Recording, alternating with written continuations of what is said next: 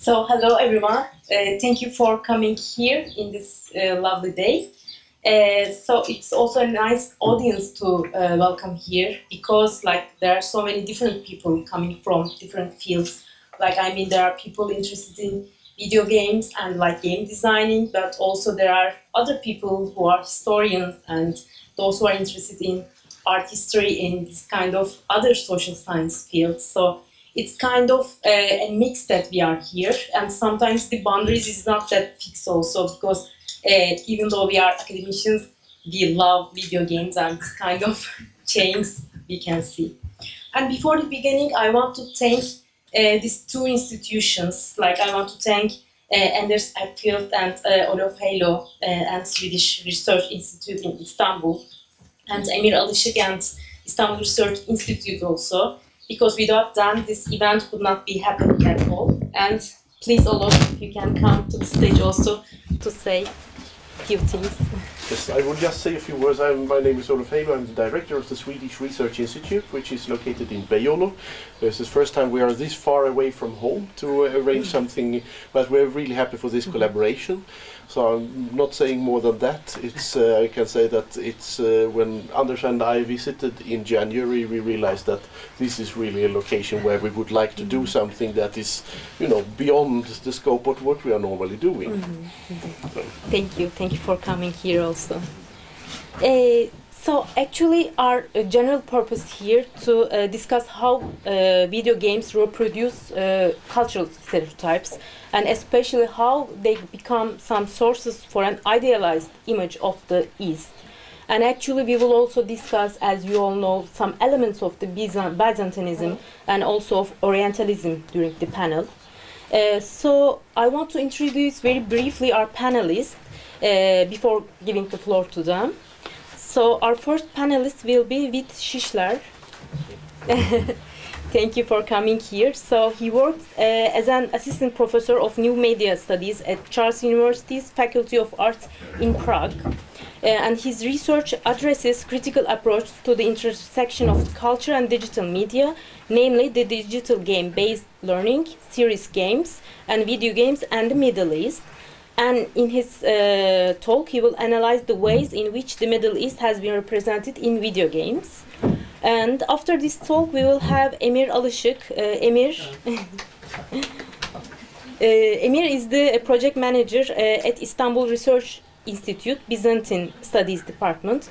And he is a PhD candidate at the Istanbul University Art History Department.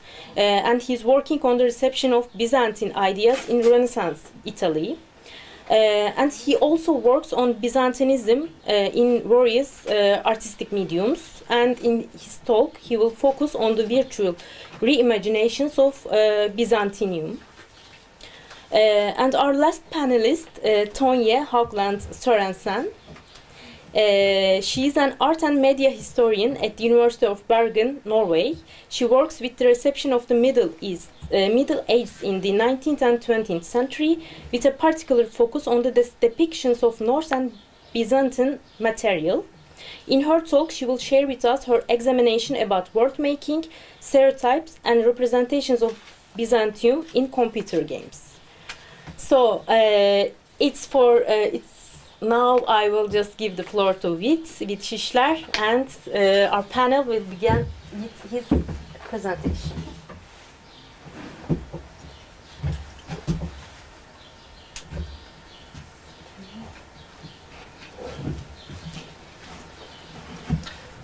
Okay, good evening, ladies and gentlemen. Thanks a lot to the Sci-Fi Library and the Swedish Research Institute in Istanbul for having me here.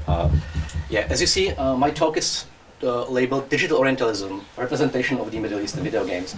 And what I will try to do is kind of provide a really brief introduction or kind of overview. What are the typical modes of representation in which Middle East is represented, particularly in American and European video games? And it's kind of overview of long research we've done, and it's just a snapshot what is there. Before I start, I actually would like to open this talk by personal story.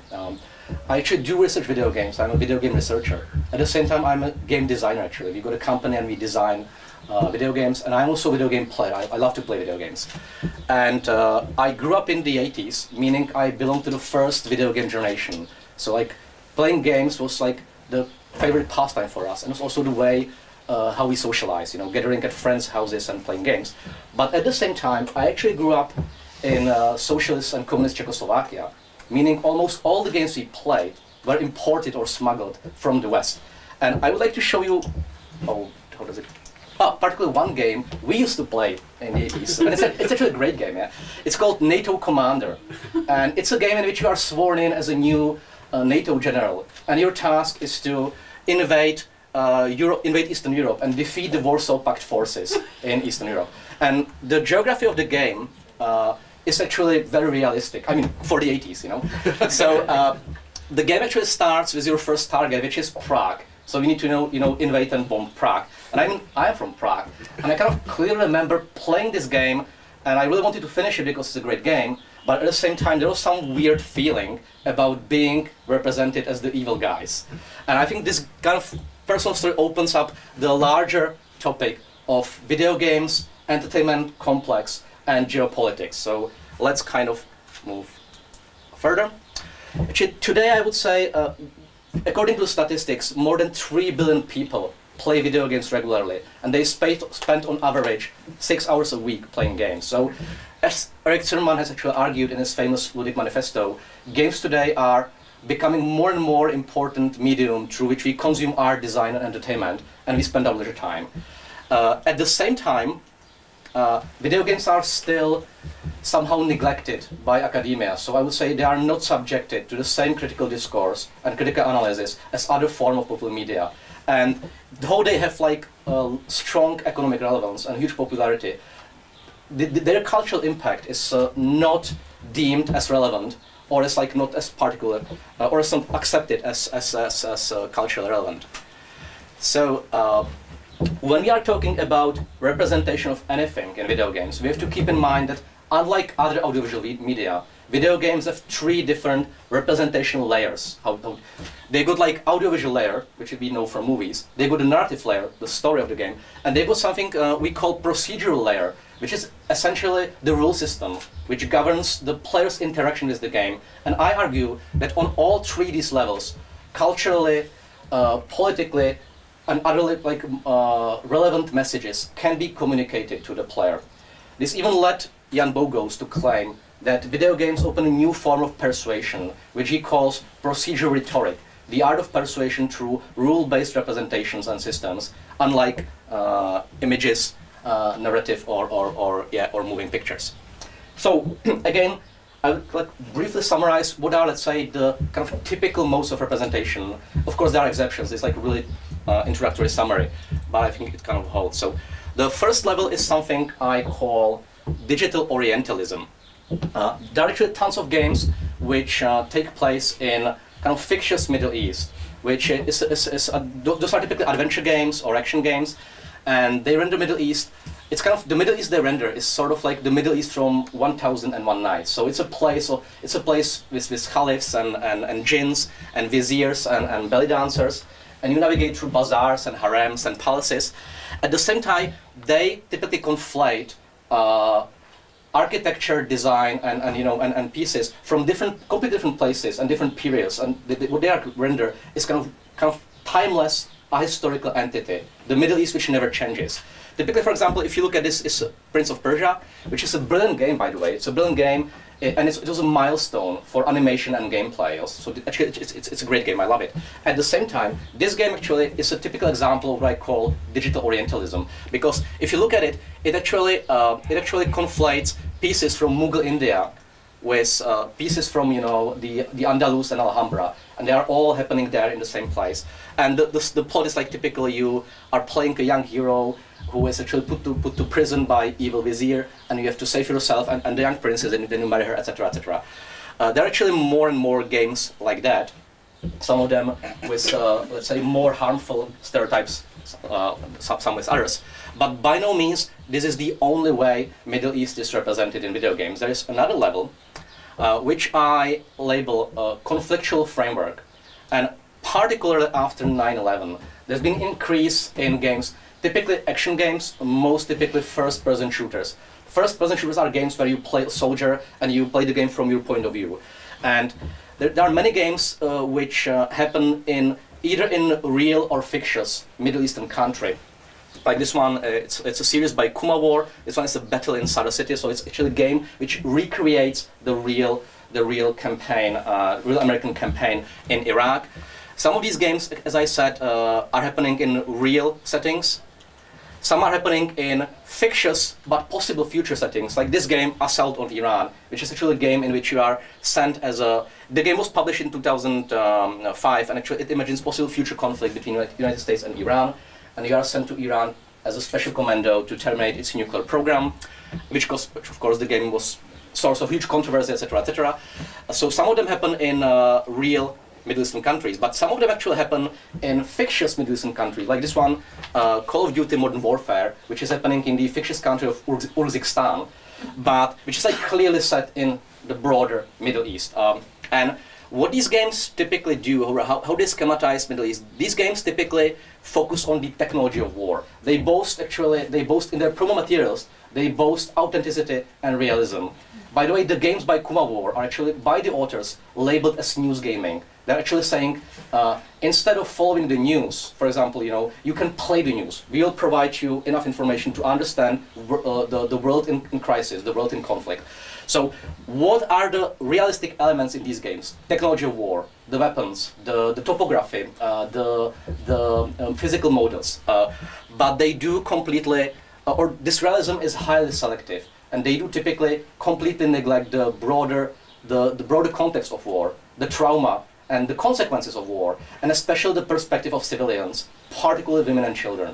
In most of these games, you don't find civilians. So the world is kind of, or the Middle East is kind of rendered as a place where war between male soldiers or male combatants happen.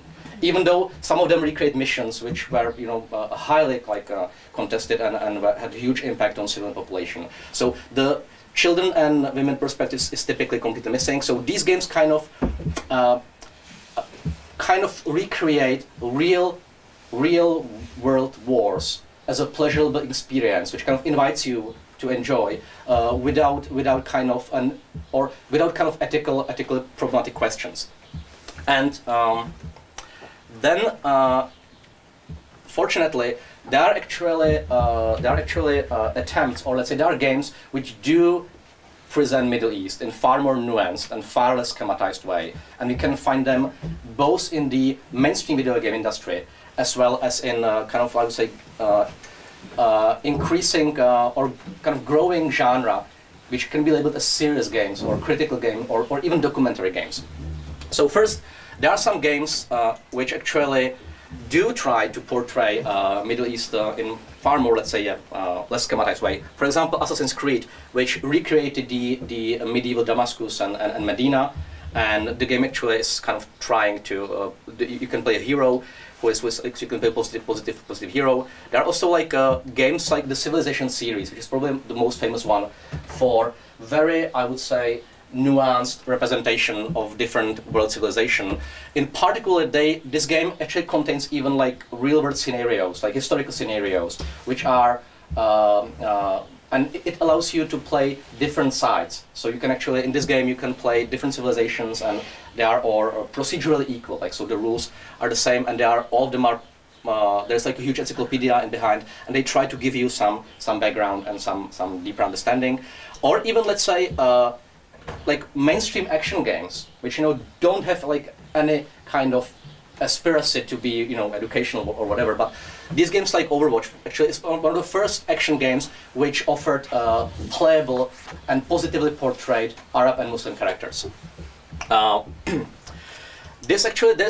The industry as a whole is changing, and that's kind of thing which we definitely can witness. There was a famous talk by Osama Dorias, who is a video game developer of Arab origin, and it was a talk at GDC, which is one of the largest developers conference in San Francisco in 2018, and he actually delivered a highly critical acclaimed speech called "How to Guide to Muslim Representation in Video Games," where he kind of talking to his colleagues, to his fellows, about like how the stereotypes of Arabs, Muslims, or generally the Middle East can be harmful for the real people playing games there.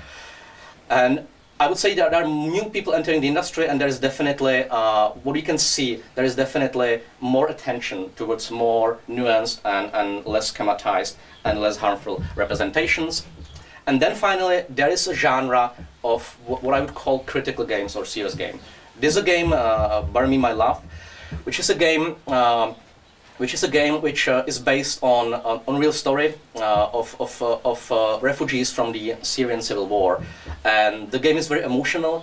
And the game actually you play it on a mobile phone, and you play a person who left his family in Syria and went on the perilous road to Europe, and the whole game is played on a mobile phone in a form of text messages. So you are actually kind of exchanging text messages with your loved ones who stayed in Syria, and it's kind of like interactive narrative. And the game actually can even happen in real time. So you're like waiting for a message, and you don't know if the message will arrive or not. So it's a great example on how the procedure rhetoric of video games can be used for delivering very powerful and I would say very intimate message. Then finally, like towards the end, the question, does it even matter? Like, it's even important to ask what is in the video games, because there are games anyway, you know. So what is the kind of link between what we consume in video games and maybe what we think about the world? So there is a growing body of research, including research of colleagues of mine and mine, on video games and attitudes. So we kind of try to discover if the way some content is framed in a video game, if it actually can change your attitudes towards the depicted phenomena. And the answer from the whole research is probably yes. It seems that the results of the research indicate that actually games can change your attitude towards what they depict. So there might be actually a link between racialized schematizations and, for example, Islamophobia. There might be, but on the other side, to the positive side, then actually we discovered a link between critical games and more, for example, more critical understanding of what is happening. If particularly the critical games can be particularly successful if they are based on if they use narrative, if they are based on real personal stories, and if they use multi-perspectivity. So this is something games can really do very well. They can present you different sides of the story, or they can present you the same situation from two different eyes. And so there's kind of, I would say, there is, yeah, to end, like, it actually, I would say it matters. Video games do matter, and I believe video games are actually a great medium, not only for entertainment, but also for telling stories. And we as game developers actually can make great games without schematizing whole ethnic groups and religions. So thanks a lot for your attention, and I'm ready to answer any questions.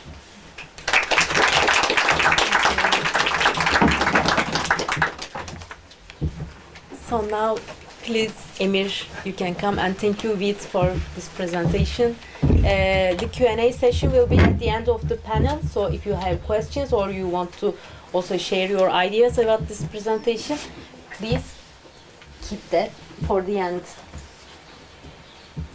So I will...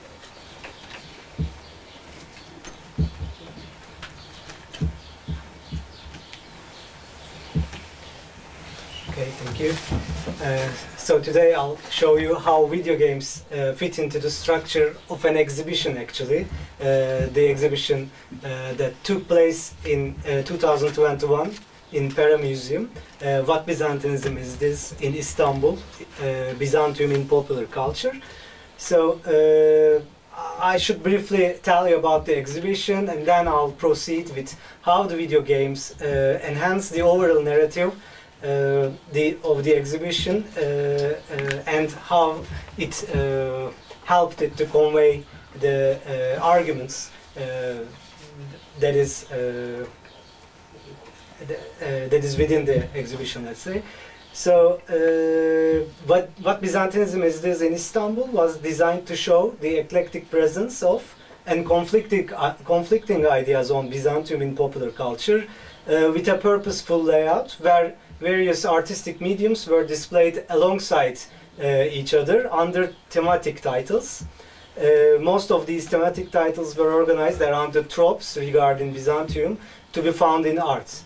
So therefore, visitors to the exhibition encountered video games among other artistic mediums such as literature, music, cinema, etc. So the structure allowed historicized and ideologically nuanced formation of tropes, which related a story of history, art, perception, and politics. So I should also clarify how we defined video games in arranging the exhibition sections. So a video game is a multiplicity of mediums, in fact. So it is an audiovisual narrative, as Witt also said, audiovisual narrative that can be interacted with tactile, visual, and audio interfaces.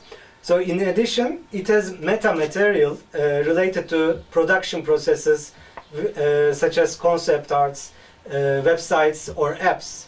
So in displaying video games in an exhibition, we opted for any of the material related to the given game. Thus, in each case, we have benefited from various aspects of video games.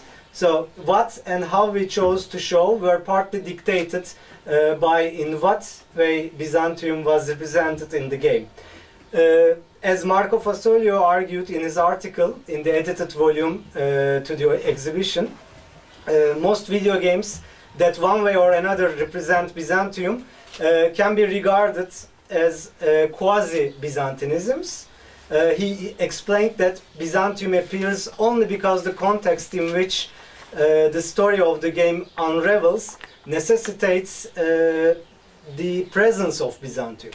So another obligation on our part was that the exhibition's objective was to create a coherent, albeit internally conflicting, narrative on the reception of Byzantium by employing distinct artistic mediums. So for these reasons, it was impossible and meaningless for us to allow visitors to play a whole or part of a game in the venue. So eventually, we made use of concept arts, short clips, gameplay videos, cutscenes, and screenshots.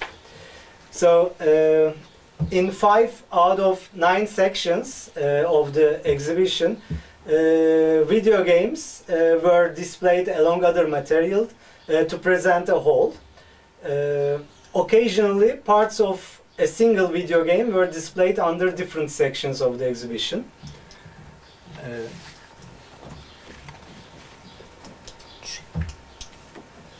Üstteki üstteki tuşta. Emin değilim ama.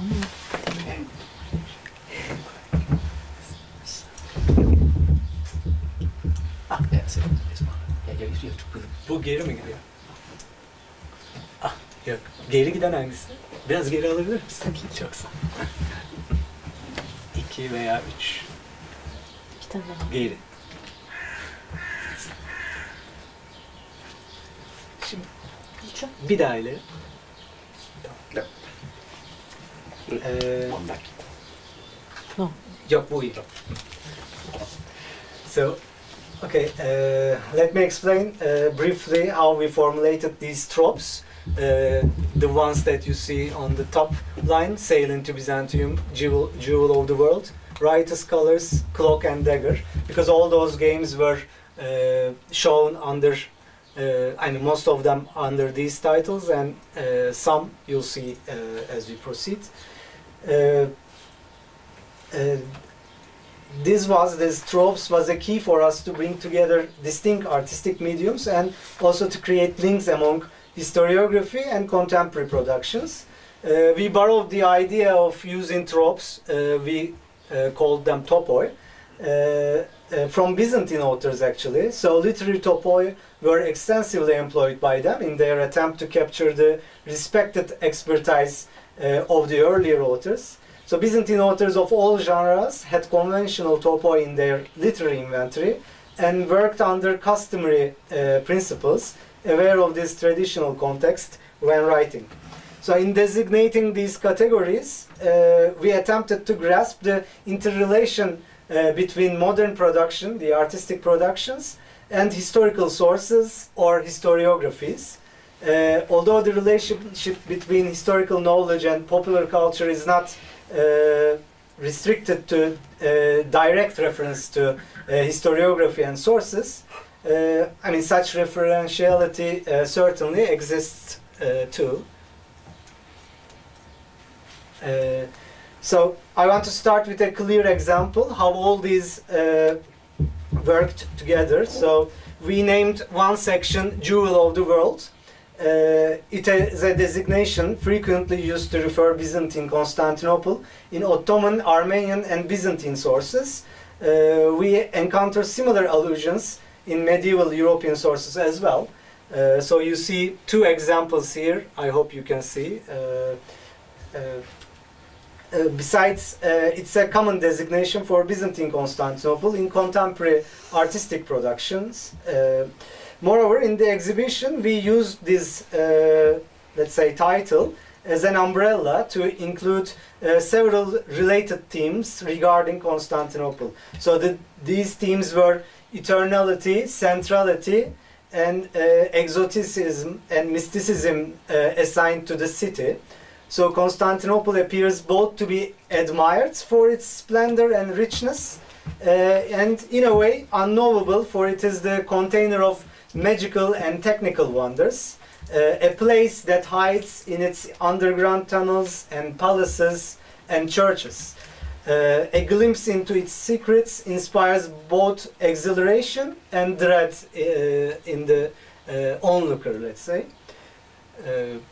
So here the examples are from an Ottoman poet from 16th century who uses the term Kainatın Revnakı, which is Jewel of the World in Ottoman.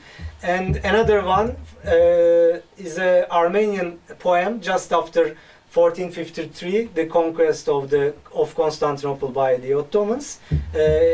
It's a eulogy written for the empire, for the city, and in Armenian, the city is also called the Jewel of the World. So in this section, we show the concept arts, for instance, illustrated for Rise of the Tomb Raider, a 2015 action-adventure game. You see the concept art here. As this example shows, Byzantium is not only represented in history games, but in various genres. In this game, the protagonist, Lara Croft, discovers a secret Byzantine city buried under mounds of Siberian snow. The city, founded by an exiled Byzantine heterodox faction, I suppose from 9th century, houses Constantinopolitan architecture as well as mystical artifacts with magical properties that grant them eternal life. So they live there in present time since the 9th century. Okay, that's wrong. Okay, no. So we juxtaposed this concept art, for instance, and its explanation with the material that represents a mystic, eternal and splendorous Byzantium. For instance, the idea of splendor was present in the lyrics of the song Conquest of Bosporus by The Conjured. You see on the left. It's again kind of a eulogy for the city, but it also alludes to the this jewel quality of the city. Or we see the exotic technologies or magic that is described in the novel City of Saints and Madmen by Jeff Vandermeer, which is actually a fantasy fiction and take place in a speculative, fictional city which has too many allusions to Constantinople and Byzantium. So this kind of description of some wondrous machines are almost analogously present in the medieval accounts of the medieval Western European travelers to the Byzantine palace. in different mediums we showed how these ideas work together. Or in this digital illustration, the eternality of Constantinople was present here in this futuristic description of Constantinople by Max Bedulenko. So, Rise of the Tomb Raider found its way into another section, Sail into Byzantium, where we toyed with the medieval travelers' accounts of Constantinople and William Butler Yeats' 1920s poem, which was also a product inspired by medieval sources. So we detected the underlying thread among historical sources and contemporary productions to be a movement or gaze towards or imagination of Constantinople. A non-Byzantine protagonist is a must here, and fascination with the multitude of domes, glitter, and splendor of the city. So visitors are amazed by the knowledge of being face to face with something extraordinary. Can you please play the clip? There is a play button. Okay, thanks. It's just a short clip where Lara Croft discovers the heart of the city, let's say, which is architecturally very similar to a big Byzantine city. The chamber of souls. The divine source has to be there.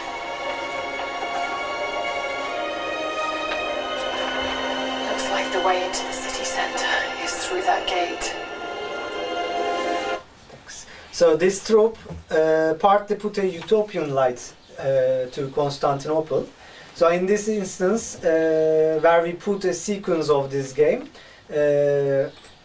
as you see, she is trying to unravel the mysteries of this hidden city and found a splendorous city with very similar architectural features to Constantinople. So another example, as you will see many examples from this game this evening. So another example in this section was a concept art done for a 2011 video game, Assassin's Creed Revelations. So here the protagonist, a 16th century Italian adventurer, is depicted to have arrived in Constantinople, this time literally by sailing. So the scene shows his fascination with the wonderful city.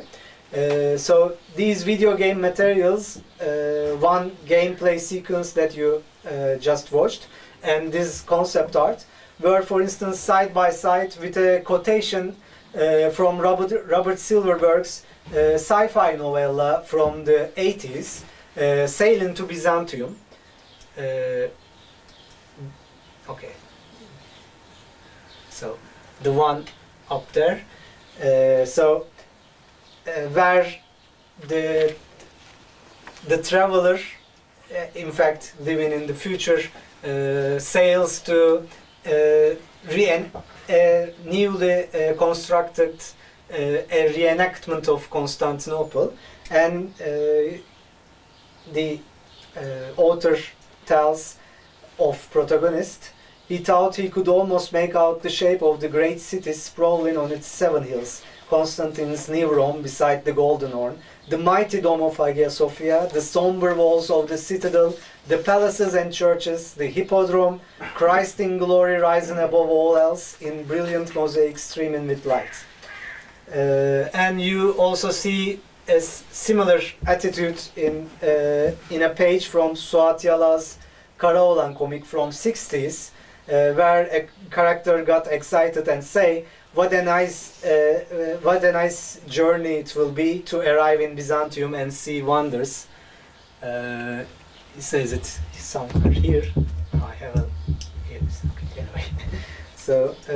So we displayed 2 other parts of Assassin's Creed Revelations in various locations in one cutscene in the section called Cloak and Dagger, where, for better or worse, Byzantine politics is represented as a violent domain, and the gameplay sequence in the section Hagia Sophia, the monument feminized, where we put footage of the game's protagonist exploring Hagia Sophia alongside quotations from conservative Turkish historical novelists from 50s to 70s.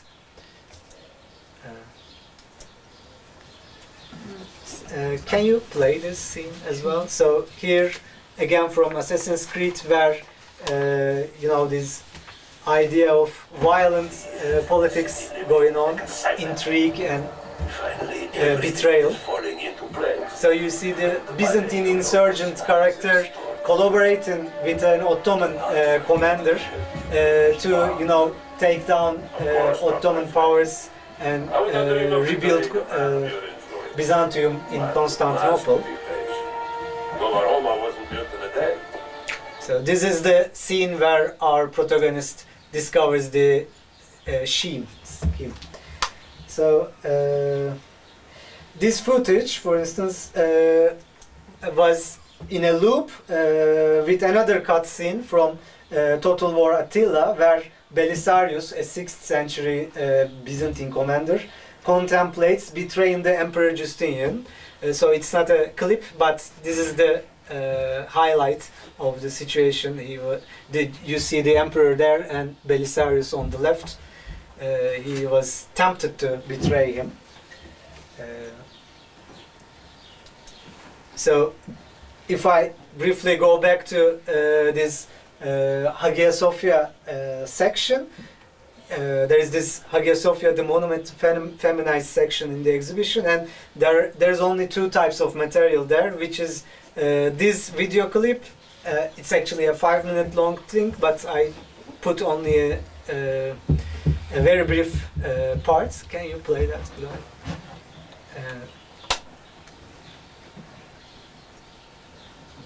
Oh, it's a still, sorry.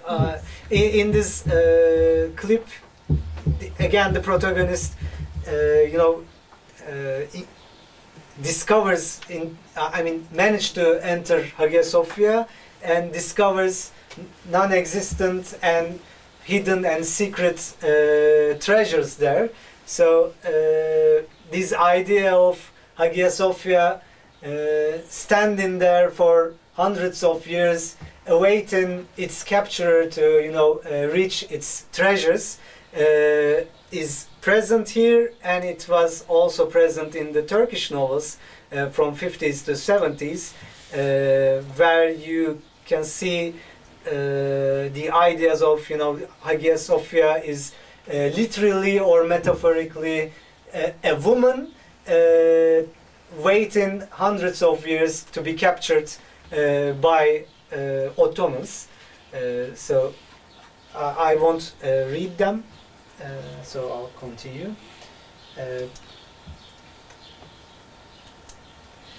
So finally, in the section Theodora, the woman monumentalized, we juxtaposed a screenshot of Theodora from Civilization 5, I think it was from 2010, with Benjamin Constant's painting from 1887, the Empress Theodora at the Colosseum, to explore the continuities and breaks in the representations of Empress Theodora.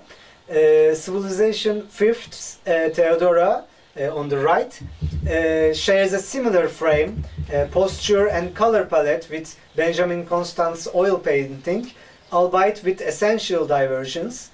In Constant's case, Theodora is in Rome on the left, particularly in Colosseum, and she is presented as a proverbial decadent and vain woman, whereas in Civilization 5, Theodora is in Constantinople, particularly in a balcony that alludes to Katisma in the Hippodrome.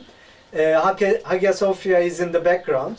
So in addition to a more accurate representation of space in the video game, comparing to the oil painting from 19th century, in contrast to Benjamin Constant's work, here she is in control of the empire and ruling the empire instead of Emperor Justinian. So in the interface, while you are playing as a player, you have to negotiate with Theodora, not Justinian.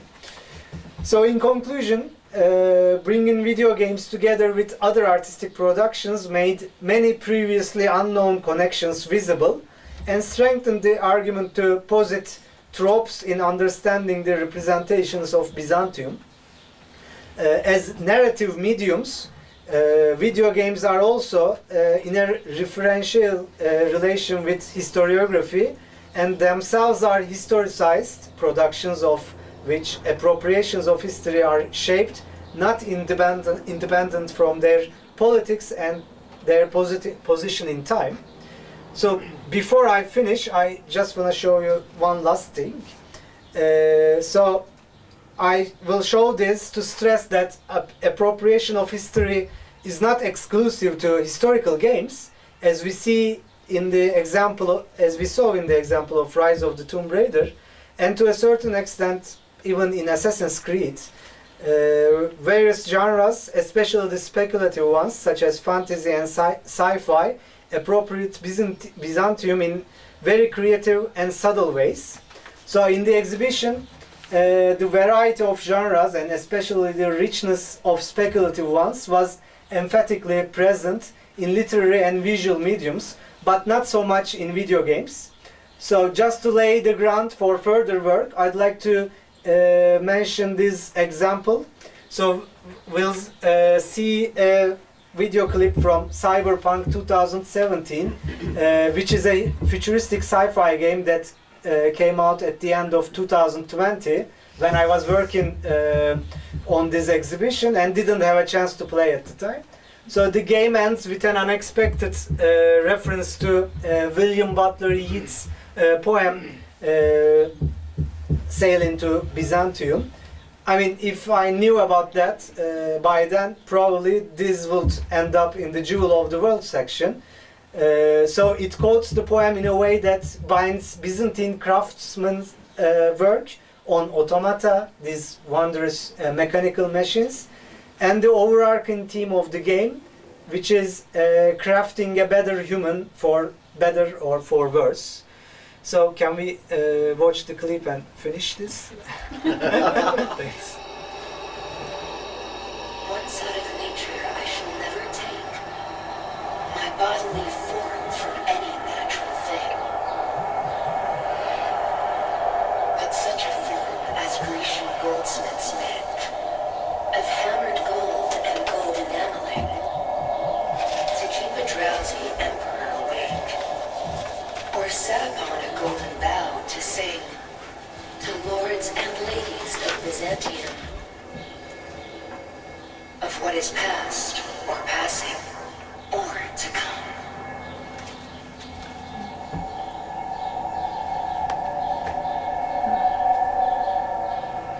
Yeah, that's it basically. Thank you.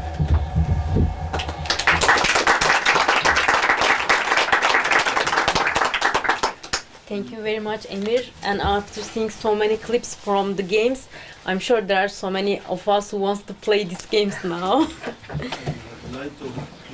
Okay. So we will now have Tonye for her presentation.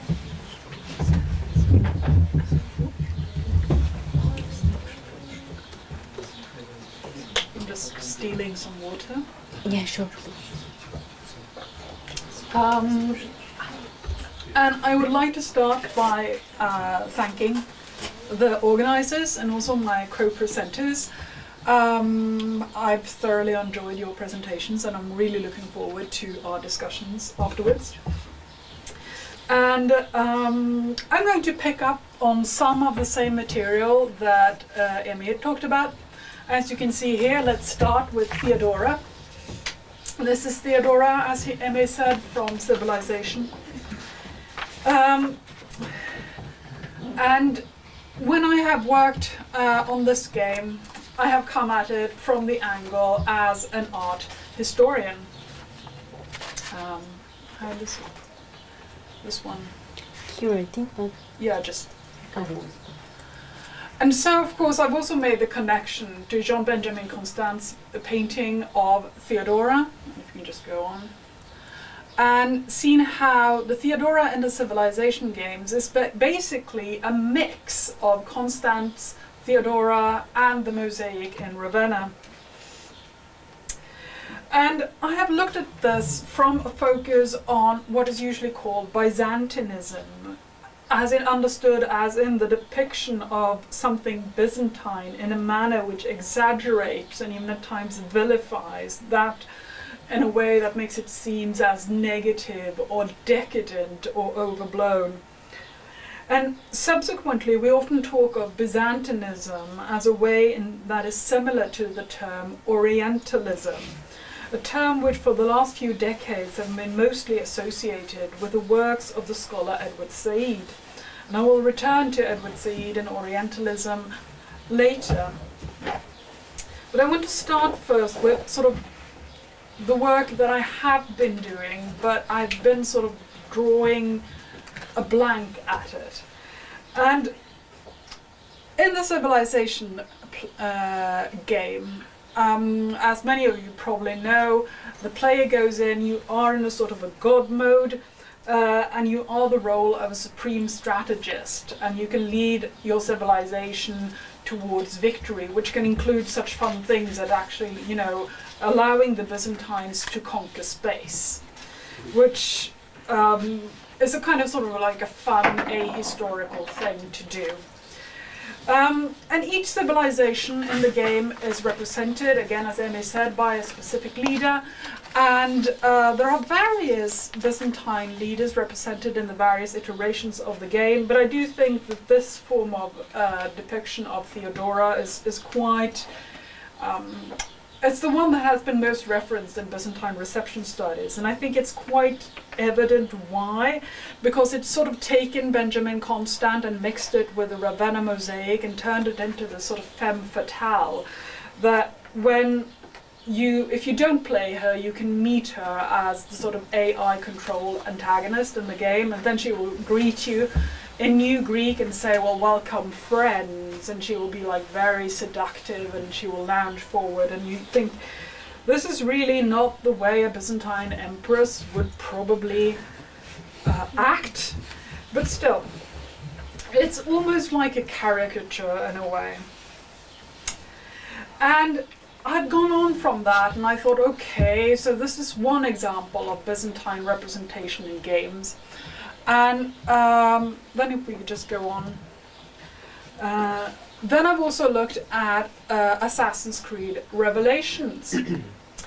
Now, the Byzantine Empire is never the main setting for an Assassin's Creed game, though references to Byzantium is to be found throughout the games. I was quite nerdy when I was playing Assassin's Creed Valhalla and I could collect Byzantine armor. That was fun for me.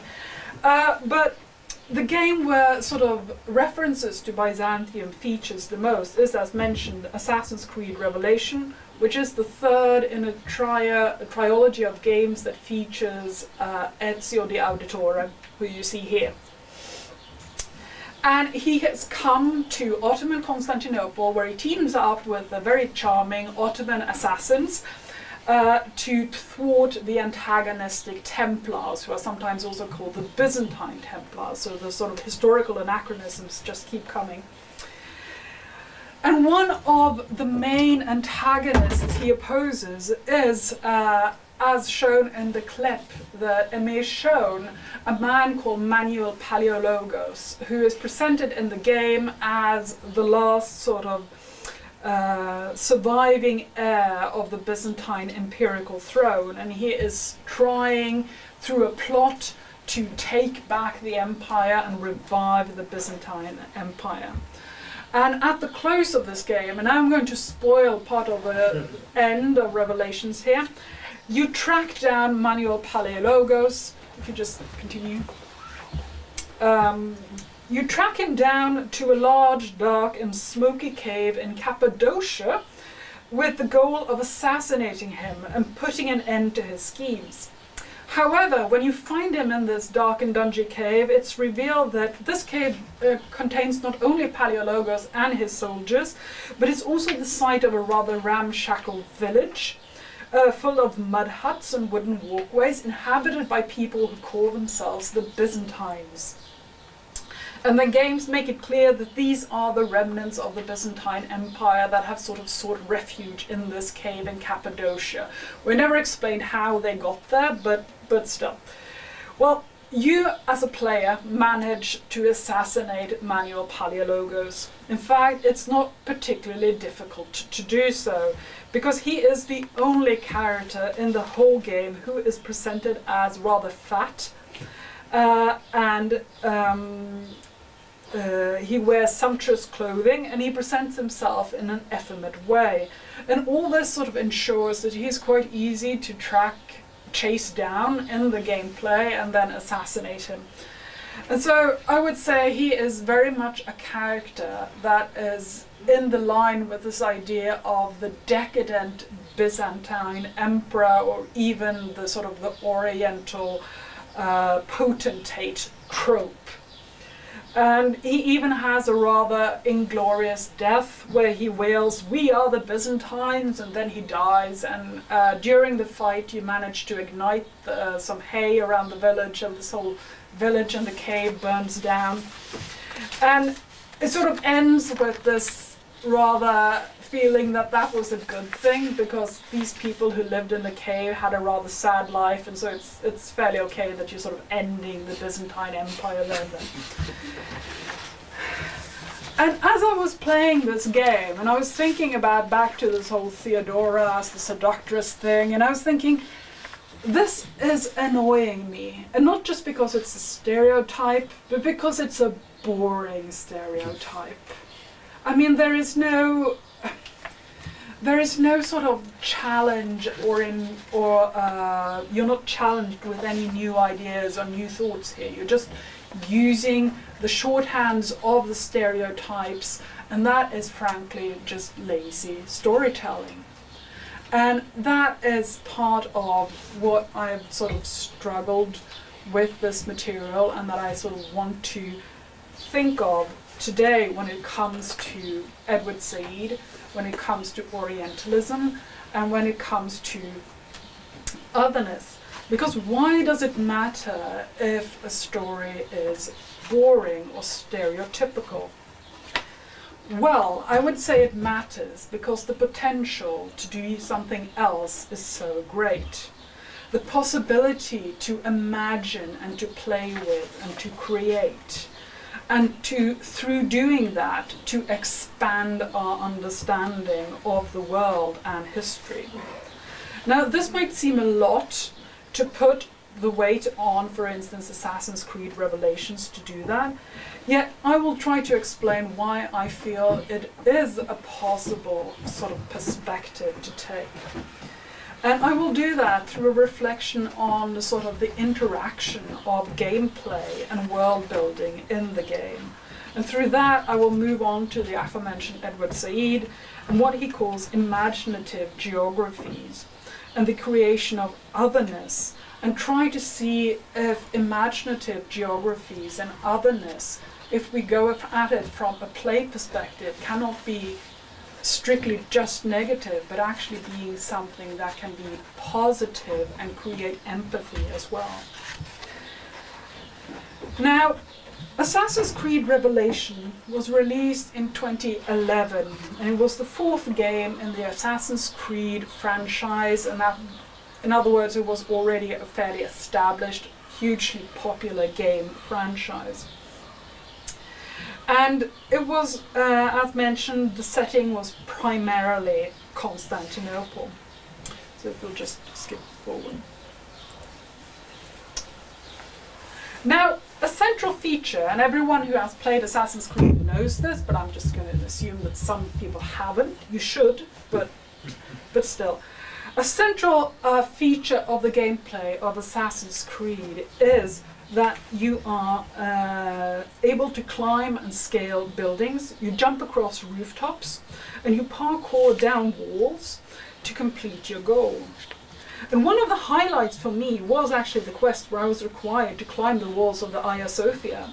And in fact, I found it so much fun and so engaging that I didn't really mind all that much that I actually fell down on my first try and died. And this centrality of movement and interaction with the game world, I think, is a vital part of what makes the Assassin's Creed games so fun. And I think it's also a central part of what creates the sort of engagement and immersion with the world building of the game. Now, I know I am not the only player who loves climbing and exploration in Assassin's Creed franchise. Because if you go on YouTube or similar sites, there are tons of videos there where players show and explore the various settings, and instead of completing this or that quest, they have paused to look at sunsets or particular sites or to document particular buildings. The results can often, I think, be quite stunning. Often the videos of these journeys are accompanied either by the sweeping game music or by songs of music that the poster feels, the person who has uploaded feels is appropriate to convey the mood.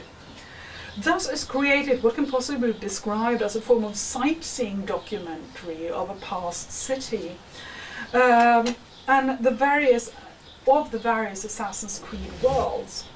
And while such videos exist side by side with other more sort of traditional game videos, such as walkthroughs, lists of the best weapons and gear, etc., I am fascinated as an art historian by how popular it is to simply explore and experience the game world, its architecture, its cities, and its sort of the moods of the place.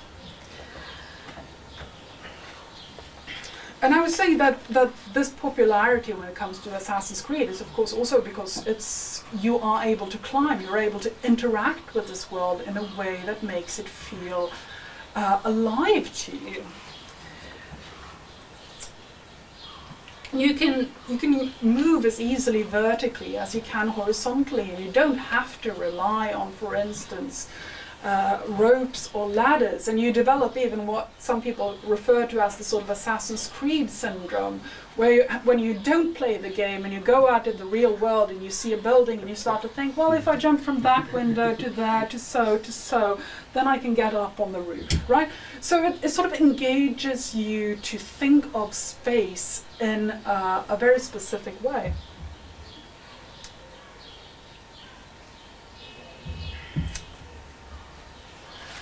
And to explain why this matters to me, why I've been sort of stuck on this, I need to make a quick stop into the philosophy of aesthetics.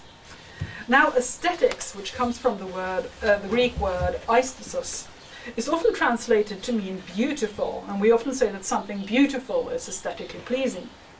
However, aesthetic philosophy is not only about beauty, but rather it is about the senses. In other words, it's about sight and sound and smell and touch, and it is an exploration about how we as humans experience the world through our senses. And for the aesthetic philosophers, art is important in a large part because it appeals directly to our senses and allows us to engage with our sense within relatively controlled environments. To exemplify, people in the 19th century wanted to explore what they called the sublime. By this they meant a feeling of awe and even existential dread.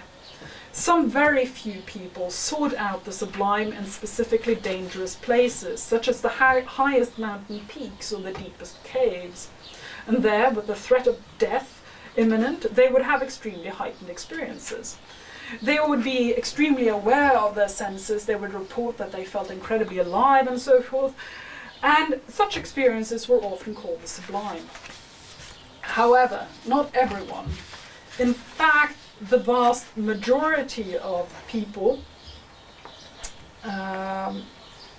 did not want to have real death experiences, and so they sought out the same emotions via art.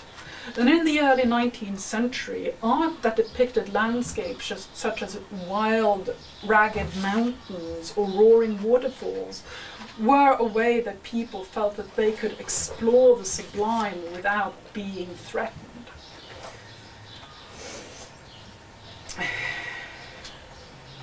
Within aesthetic philosophy, there isn't necessarily a difference in quality between the ways of experiencing the sublime. It is not in this ideas of philosophy seen that climbing an actual physical mountain is seen as automatically better than viewing a mountain. In fact, many aesthetic philosophers would probably argue that it's better to experience it through art, because art has the power to create, to exaggerate, and thus to amplify the height of the mountains or the particular beauty of a place or the sight of a waterfall. And thus, the philosophers argue, art might actually make you feel more than what experiencing something in real life would. Now, the reason that art can do that in the first place is because of the feelings of engagement and immersion interacting with art can create in us. So, what does this have to do with Assassin's Creed Revelation and my joy at being able to climb on rooftops in old Constantinople? Well, I would argue that just as the paintings of the 19th century could create in us feelings of immersion and experience, then so too can games like Revelation. The experience of guiding the player characters over rooftops and up to towers while pausing to look at the sunrise is an engagement of our senses. It's an aesthetic experience that can, though it doesn't have to, make us reflect on what we are seeing and how we are feeling. However, whereas the painters of the 19th century sort of find the sublime in nature, a game like Revelation is much more focused on history. So what I'm wondering is, in that sense, can it be said to a game like this to allow us to experience a form of historical sublime? To experience an approximation of how the sunset looked over the towers and minarets of Constantinople in the 16th century? Now, the obvious caveat here to my sort of positive, can the game transport us and make us feel things, is of course the aforementioned already quoted examples of how a game like Revelation is neither historically correct nor authentic in that it shows it how exactly as it was, and the example of the rather stereotypical depiction of Manuel Paleologos, I think, is proof enough of that. And such redunistic depictions should, of course, be engaged with critically. However, simply pointing out that such depictions are wrong is only the first step. It's also necessary to balance it against what is positive, I think. In regards to Assassin's Creed Revelations, I would argue that the aesthetic experience of discovery is key. The game creates a world in which you as a player can interact with the structures depicted and immerse yourself in the feeling and atmosphere the game creates. And the world has its own geography that you as a player can learn to navigate. And engaging with this world creates sensation in us as players, evident in, for instance, how this game landscape can come to seem familiar, even though it does not actually exist in real life. And if we then follow through with the ideas of aesthetic philosophy, these aesthetic experiences can ensure that we sense and reflect on situations and experiences that we normally would not have. So basically it can expand our borders. In the case of a game like Revelations, it can also make us relate to history and historical settings. And I would say that these sort of features of engagement and immersion are not just exclusive to Revelation, as I've argued, but they can find in most forms of art. So art, in other words, and I'm including games here in the sort of the big thing called art, has the potential to engage us in the unknown or even the imaginative. And this is where I come back to Edward Said. Now, Edward Said was well aware of the power of the imaginative. In his work Orientalism, he places great focus on what he called imaginative geography. And he used this term when he referred to a particular way of ascribing meaning to geography on the basis of cultural tropes in the terms of binary oppositions, such as the proposed dichotomy between East and West. Said's point was that this imaginative geography can be used to ascribe and contain numerous layers of ideological baggage and serve to legitimize particular worldviews. And that one of the ways it works is that it blends fact with fiction to create this entertaining stereotypical package. And I think he's completely correct in that. And he, of course, used this as a way to analyze and look into how imperial and colonial powers, particularly France and Britain, had defined the people they colonized as othered from themselves as a way to legitimize colonization. And so in Said's terms, being defined as othered is clearly a negative thing.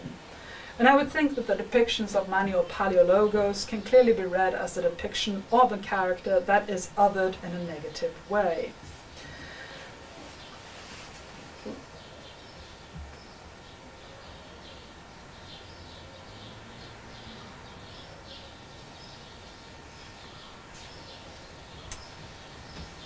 However, what I'm wondering and what I want to sort of propose here, and I must make the caveat that this is still very much like a thought process in my head. If it is possible, through sort of the imaginative worlds of games and the interactions we have through art, to create other worlds, other places, other ideas, that can also be considered as a form of positive othering. A depiction of something that differs from the world in which we are situated and which presents us with, and notably makes us emotionally engage with, a different world view.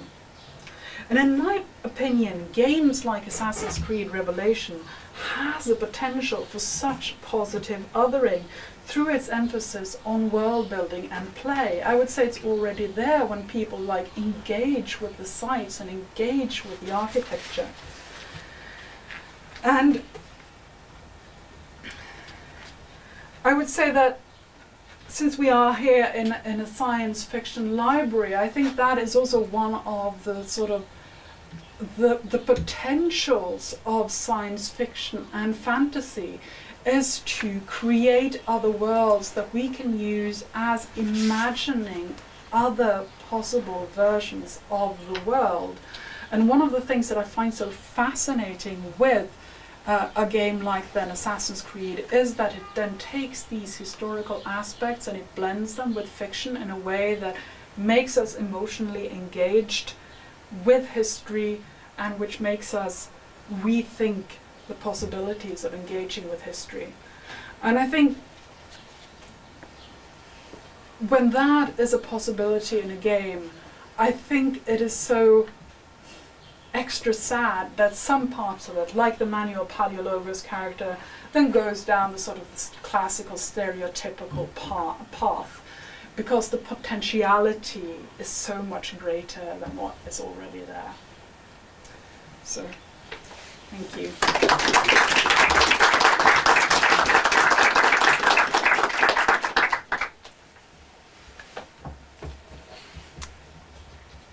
Yeah. Okay. So thank you very much, Tonje. So can we have please all of our panelists here for the Q&A session.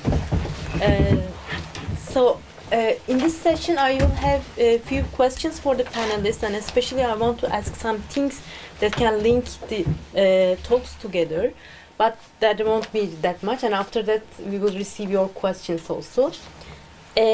So my first question, actually for Wit, I was very curious about this this rhetoric of play the news, about these games in which we see war technologies, and in which, like, actually these games, we know that this industry, military and entertainment complex are quite powerful in the production of these games. So, but you also mentioned these games, these critical games, which are also very interesting for many of us, I believe. So what do you think about the political context that influenced the production of this kind of games? Because actually we are also seeing for many, many years the rise of this populist right in the worldwide. So what do you think about the possibility of the production of this kind of critical games in the following years? Yeah, well, I think that's one important thing which is kind of clear from the broad range of the presentation, is that when we talk about video games, we oftentimes, or maybe especially in popular discourse, oftentimes video games are kind of one label. It's like kind of, as it is a homogeneous entity. But in reality, actually, the only thing which connects what are modern video games is that we play them on a screen, and they are typically like they execute rules by computer, but they come from very different roots. And from for example, the war games and strategic military games, they are like linked to war simulations, and to actually, for example, to Kriegsspiel, which is a Prussian game which was used for training the Prussian army. But on the other hand, you have like these narrative games or role-playing games which are actually pretty much linked to AD&D, the Dungeons and Dragons, and then to Tolkien's narrative, and then to Edda and Kalevala, etc., etc. So, and the fact that all these like really different things are now played on screen doesn't detach them from the discourse and from the roots of their origin. And the military games, especially the first-person shooter, they oftentimes, even though they might not be perceived as, they actually originate in, I would say, political environment already, because they are typically there are kind of very close links between military and the video game industry. And typically, many game companies actually or armies actually use simulators and game-like experiences to train soldiers. So there's a close link between the game companies and military. And at the same time, actually, especially in the games of the first-person shooters I was talking about, why there is a lot of like focus on the technology, on the topography, and on the like combat kind of experiences, is that many times retired military officers actually find their second career in a video game industry, and they work as consultants. To kind of make sure that all these details are right. So I would say, like, thinking of video games, that you can't detach their production and away from the broader surrounding context, which is political, so everything else. And the critical games, on the other hand, they typically like stem from really different sources, and oftentimes they, from what I've seen and from the research we've done, it seems that most of the what we call critical or documentary games are using narrative as kind of a key vehicle to deliver some message, especially if they deal with the micro level, so human experiences, for example, of war, displacement, and political crisis. So and oftentimes they are much more linked to I sometimes label them documentary games, even though the characters they depict are fictitious. They are in many cases based on real experiences, or they're like fictitious assemblage of real stories. They take several real stories and they put them into character. And so I would say that that's kind of like I see there's a potential for both, and both are political in a way that, you know, like every kind of production might be political. But they simply originate in completely different fields. Okay, thank you. So another question for Emir. So actually, it was an idea that came to my mind with the talk of Vít when he talked about how he played this NATO commander in his childhood, and we also had this kind of games in which actually we were experiencing something in which we were the enemy. Mm-hmm. So how do you think about it when you were playing from one side and also working on this exhibition actually? Did you feel anything like this self-orientalism or the dangers of that? I mean, I used to feel that this similar thing when I was playing those strategy games like Age of Empires or Total War. I mean, it was kind of an ongoing joke among our friends. The persons who can choose Byzantium, for instance, in Total War, were more cooler than the others because they didn't care about these, you know, nationalistic ties and stuff.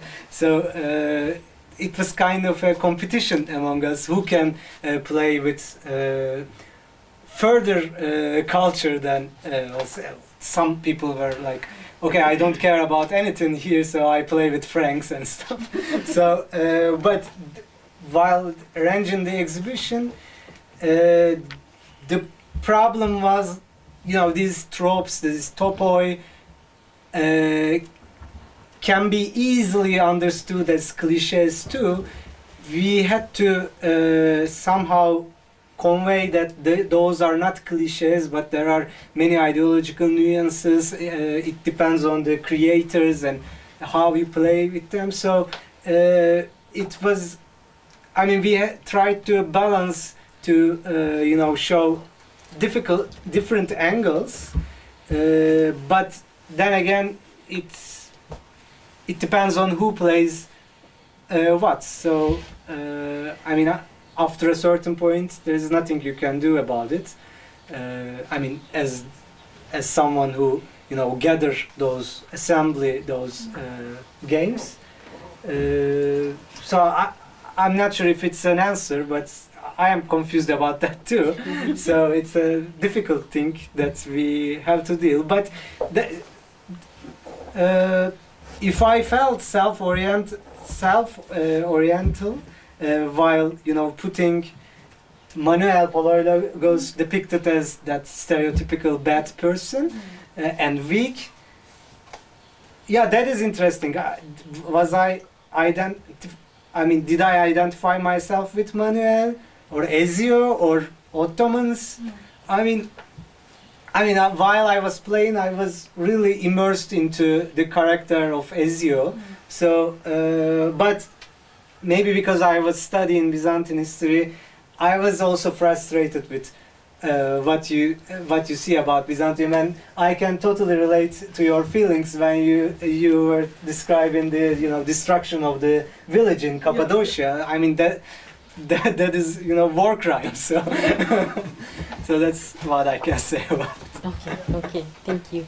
And I will have a question for Tonya also about this aesthetic philosophy that you talked about.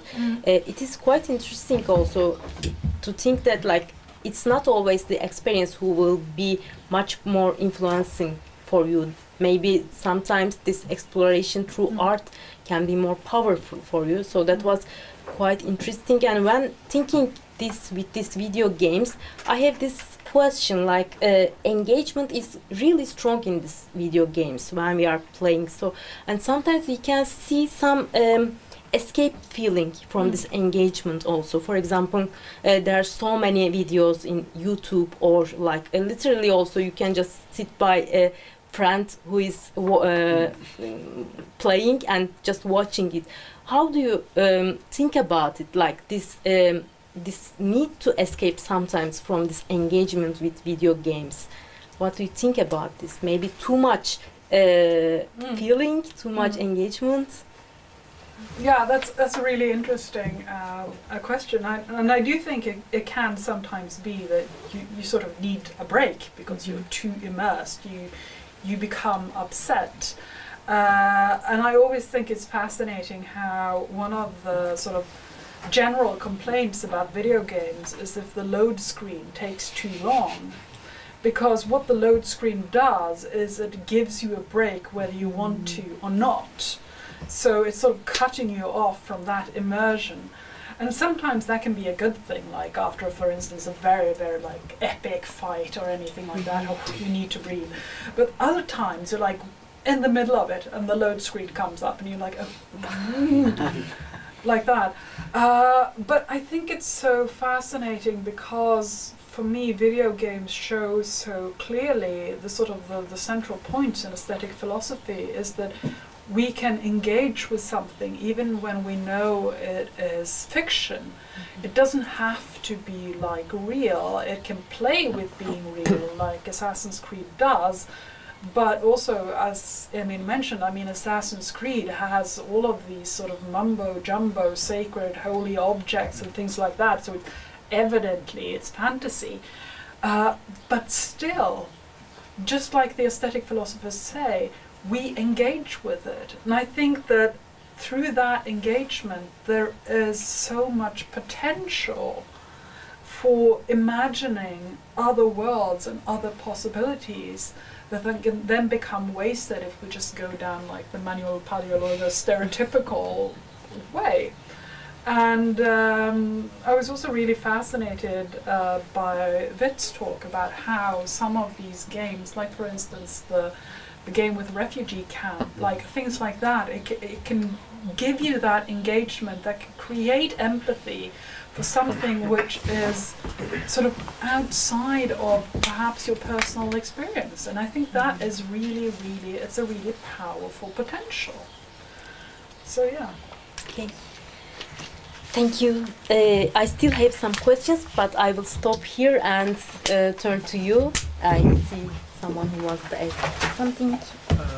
So I was one short question to Tony, and also wanted to add something to both of you, to Emre as well. 1 month ago, they also added Theodora to Civilization 6, and there's also Basil II, and those two can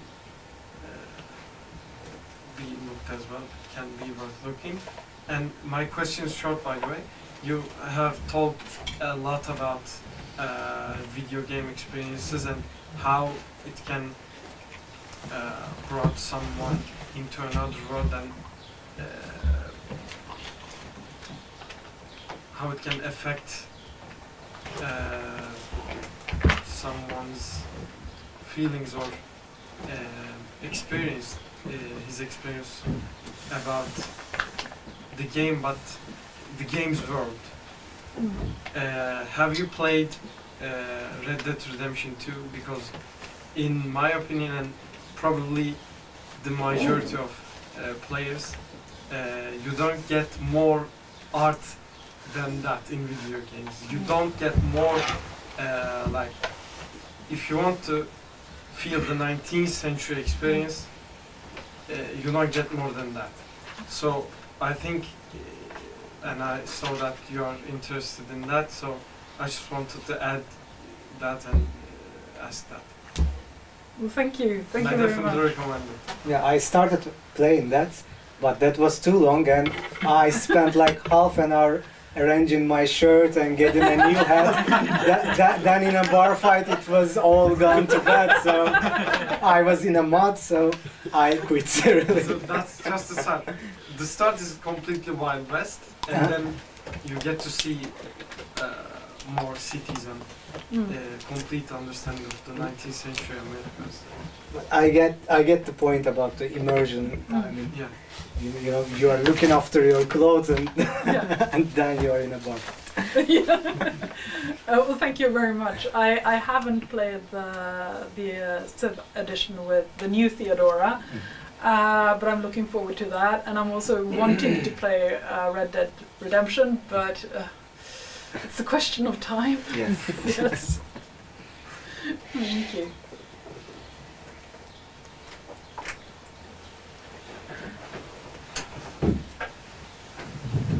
Well, first of all, I'd like to thank you, the experts, for coming here. I personally thank you, people.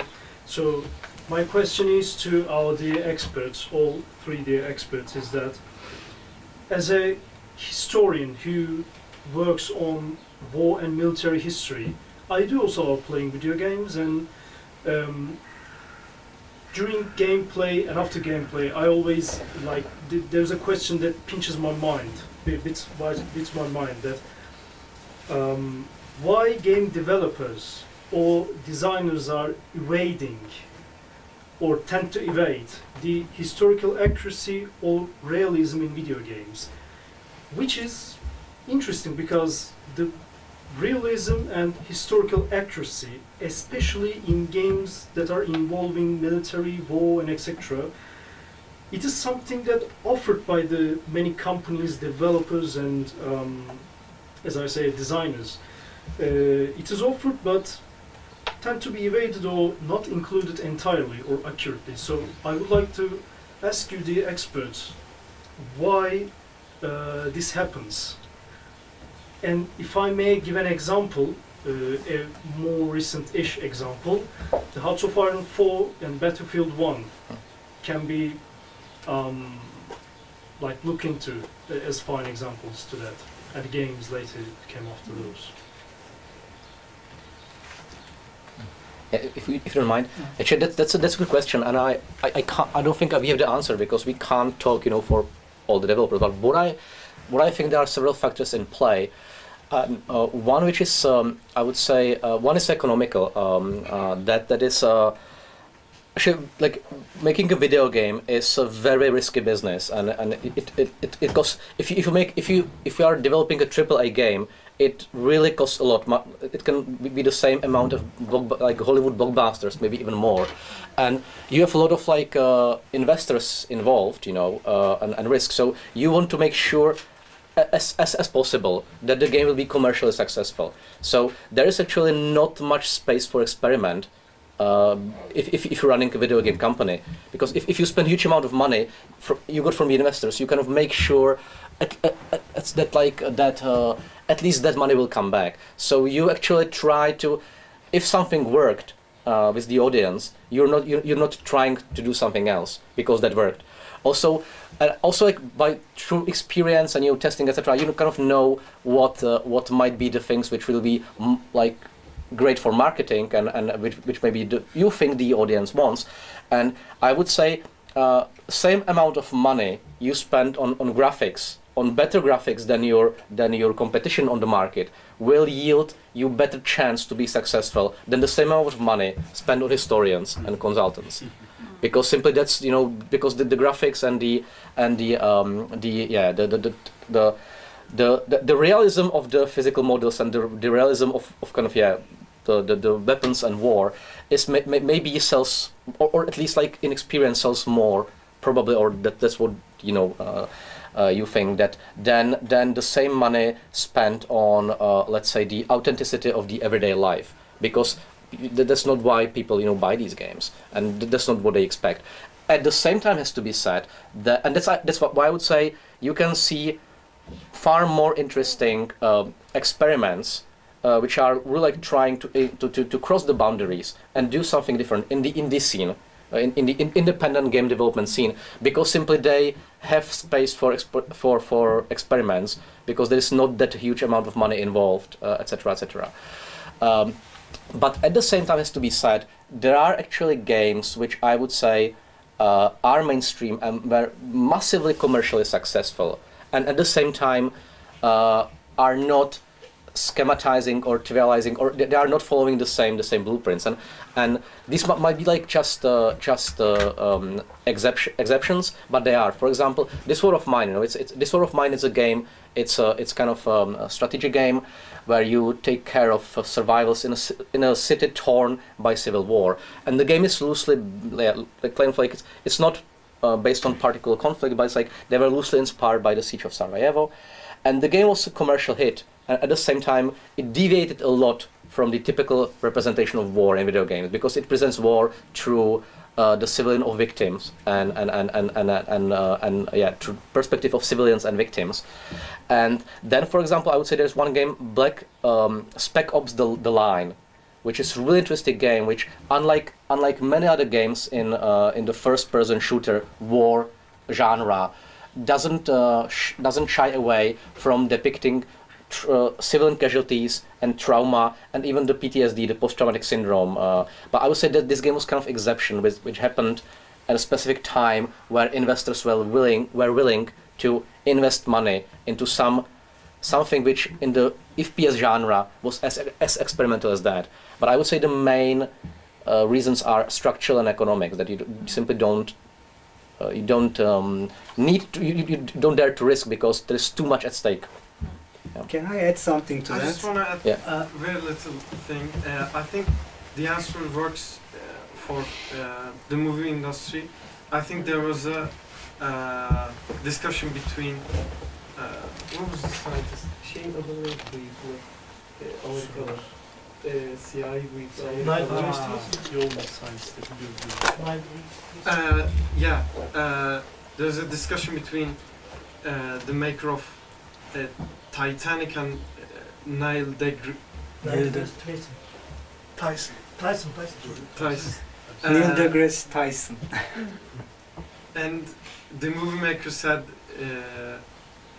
Cameron Titanic started Cameron James Cameron. yeah, the movie maker said there won't be any difference if I made astronomic mistakes or not. So they don't have to care. Like, Yeah. Same applies.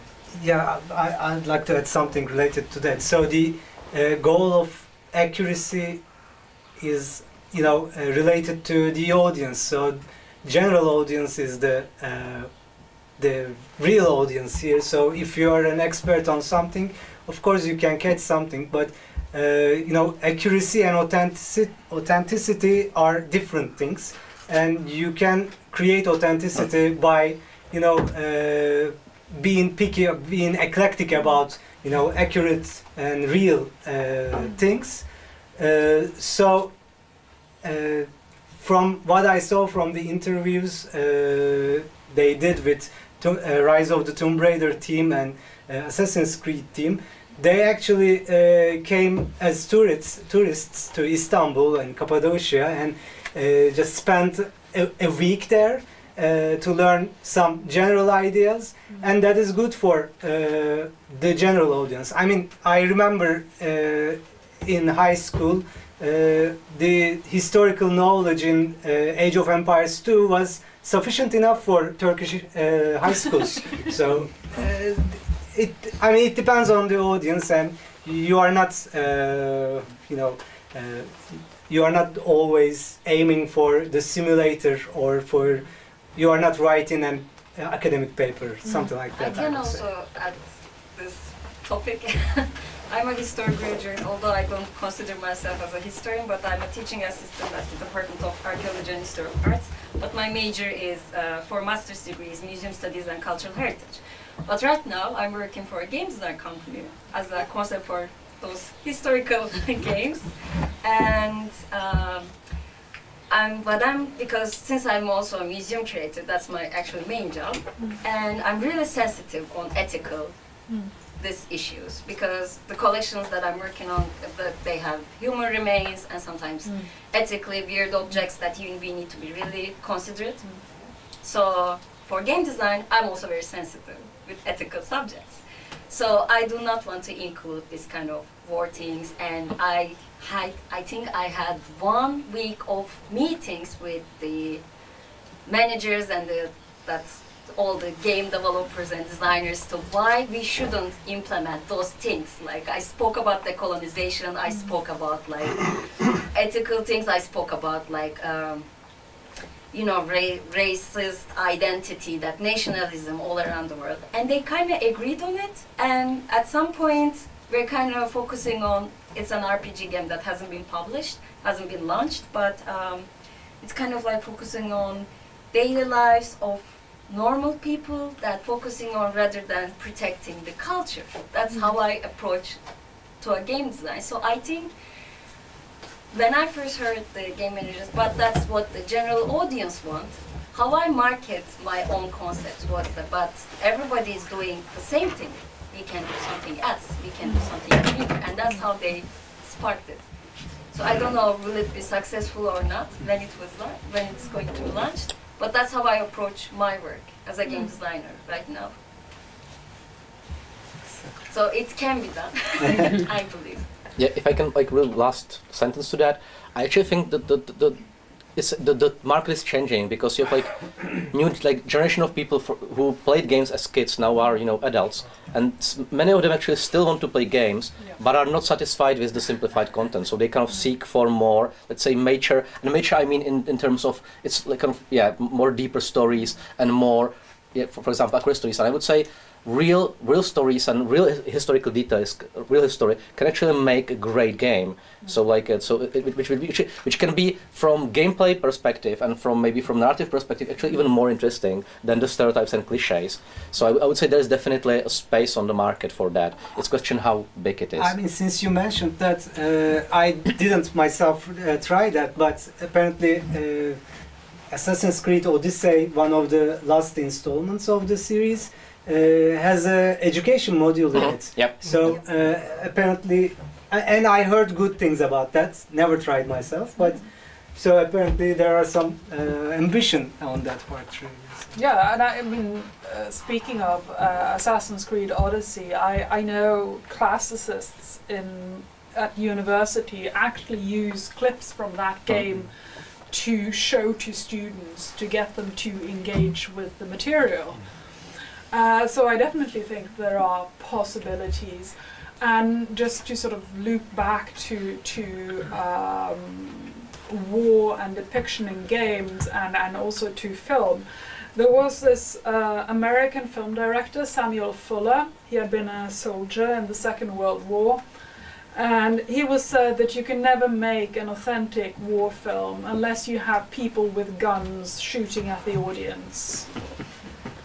So he basically said it's not possible because you can create a simulation, but you cannot get the sort of existential dread, you cannot get the fear of death there. So let's try to do something else, I think was his point.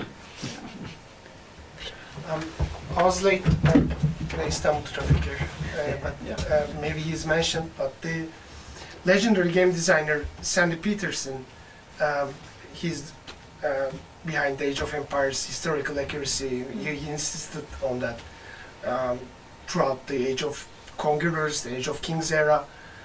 And in an interview he said, guys from Microsoft came when the first patch was about to arrive, and they wanted to add Koreans. So why Koreans it's not accurate, it's not in our patch. Our patch is about the Italians, etc., Venetians, Genoese, etc. So they said basically the game is adapted in Korea and we need to sell more in Korea. But these things change, right? The same Microsoft heard the complaints about the historical accuracy in Age of Empires about Indians and split the Indian civilization to four civilizations like Gurjaras, Bengalis, etc. So I think the things are changing. Yeah, like it's not like 20 years ago. Do you agree? Any other examples? Maybe we can comment on that. Yeah, that's actually a very good point. That oftentimes what I was actually showing, like it was kind of like condensed history of 20 years of video game development and schematizations of the Middle East. I think what is changing is two things are important, and one I mentioned that there are more and more. Actually, there is a growing diversity inside the video game industry. As it is getting globalized, you have now like graphic programmers, designers coming from all the world, working together in teams, and they actually bring the kind of like different viewpoints. And the other thing which is changing are the consumers. That you actually are growing markets, and for example, the Middle East is actually quite a huge and growing, rapidly growing market for video games. So that actually these kind of like can make changes in the way things are depicted because you have a different consumer base in your mind, which of course would demand more proper and less schematized representations of their culture and etc. And just to play up on that, I think you can already see that change happening in things like science fiction and fantasy writing and in board games and role play, where there aren't that much money involved, so they can alter quicker in a way. Because there has been like a huge influx in the last few decades with like science fiction and fantasy stories that purposefully avoid the sort of the Tolkien tradition of Western European medieval blah blah blah blah, and instead go like, no, we want to see this from like a futuristic Chinese version or things like that. So I do think there is a change happening. It's just that I think Vet is quite right in that the money involved in gaming makes changes slow and difficult. Any questions from the audience? Sure. I would like to ask Sisler, through your presentation you demonstrated some examples about stereotypes in games. Your example was direct stereotypes, which are obvious to understand where it was originated. However, in fantasy role-playing games, for example, World of Warcraft or Dungeons and Dragons, I personally experienced that there were different races associated with real culture. Also, it is common that orcs and goblins hordes settled in the east, and while high elves settled in the northwest highland forest. I'm aware that sometimes it is necessary to use stereotype at some point as a narrator. Even I sometimes doesn't sense that I was using stereotypes. However, when I sense, I smoothen it. So do you find this approach in fantasy role-playing games ethic?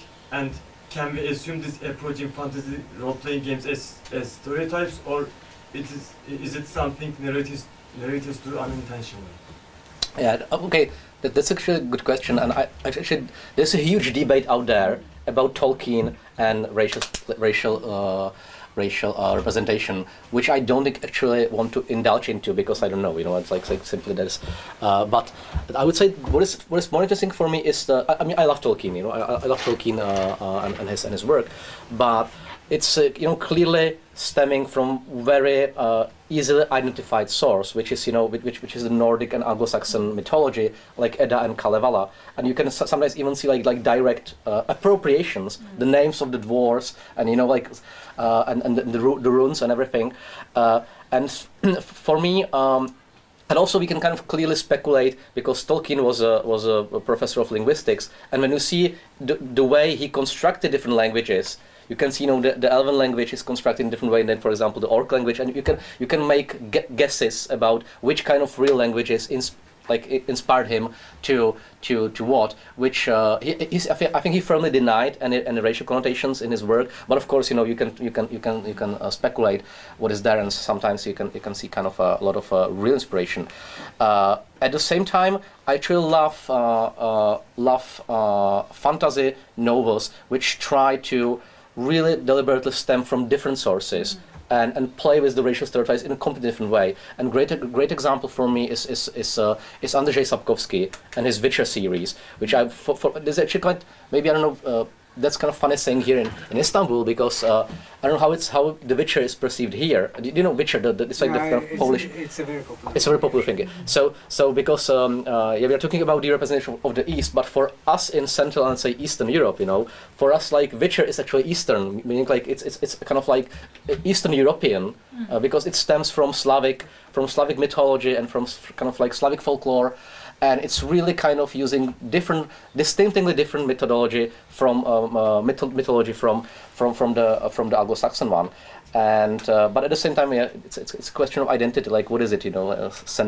Like Eastern Slavic mythology. But I think he's really playfully Sapkowski working with, for example, in his works, you can find racism.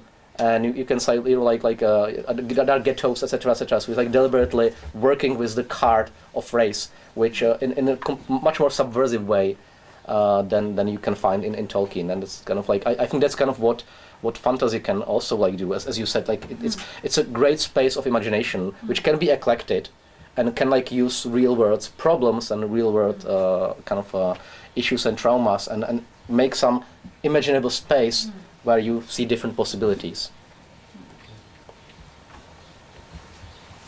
So actually I have a kind of small question, maybe thematically, but I think it's important and to all of us, but this representation of women in these video games, because in each of the talks actually we had some links to that, especially with Theodora or with Prince of Persia also. And also I was very curious to see that, like in these war games, actually we cannot see at all the woman.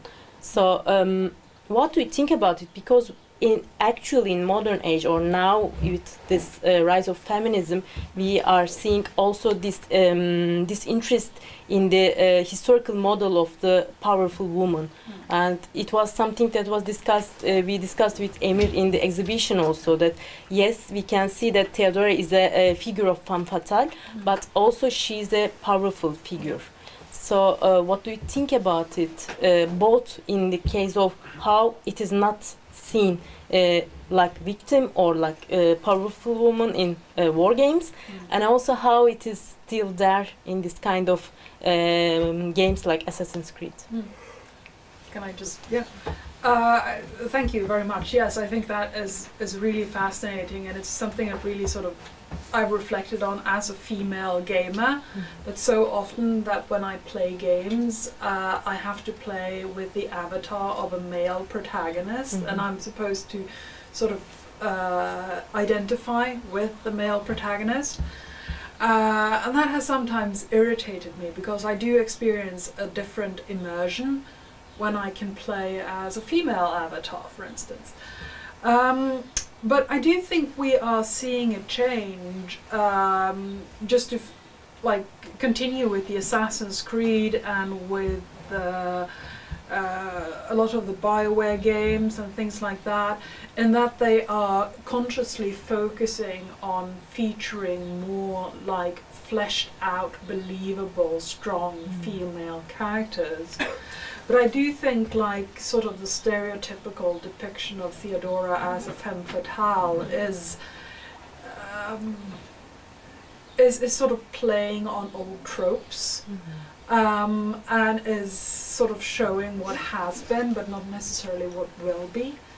And I do think that we are going to see like more interesting female characters going forward.